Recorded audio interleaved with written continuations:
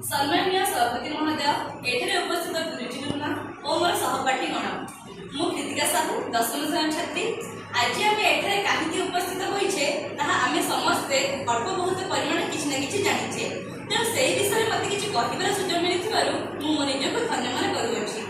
आज होउछि सरदार वल्लभ भाई पटेलଙ୍କର 150तम जन्म जयंती, जहां कि समग्र भारतवर्ष खूब आडंबर सहित पालन कर। सरदार वल्लभ भाई पटेल होउछन जड़े एमितिका मनुष्य जे कि आम भारत को स्वाधीनता आनिदेबा मुख्य भूमिका ग्रहण करथिले। से थिले भारतर लोक मानव सदस्य। तांको जर्मनी रे बिस्मार्क बोली मध्य तांको जणाशुना से थिले। एथि सहित जेतेबेले भारत विखंडित होबा जाउथला ठीक सेही समय सरदार वल्लभ भाई पटेल एमिति किछि चुक्ति ग्रहण करथिले और जहां को उपस्थापन करथिले, जहां फଳରେ कि समस्त भारतवर्ष आज एठारे एकठी होई रहि पारुछंती, जोठारे कि हिंदू मुस्लिम समस्त भाई भौणी भाव में भाईचारा सरदार वल्लभ भाई पटेल।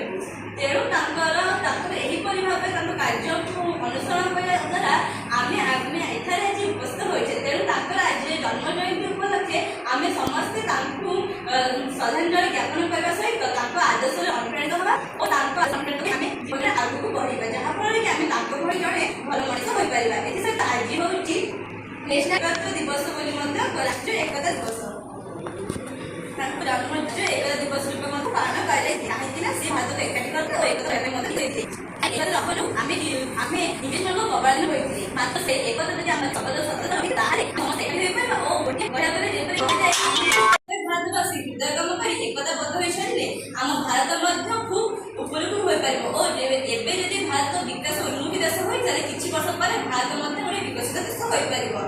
मुझे कही मो वक्तव्य समापन कर।